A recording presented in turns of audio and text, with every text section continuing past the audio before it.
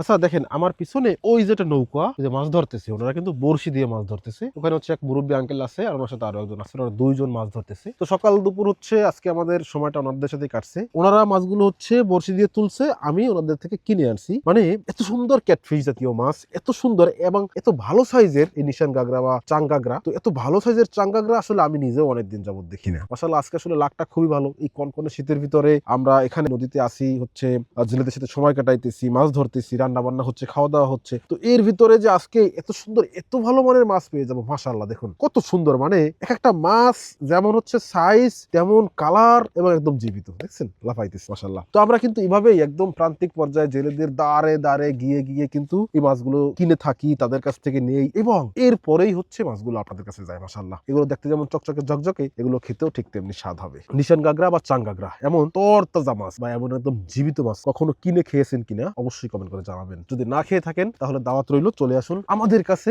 আমরাই আপনাকে এভাবে একদম সরাসরি জেলেদের কাছ থেকে এমন ফ্রেশ মাছ এনে রান্না করে খাওয়ার যে অভিজ্ঞতা সেটা আপনার সাথে শেয়ার করব বা আপনাদেরকে এই সময়গুলো উপহার দেওয়ার চেষ্টা করব।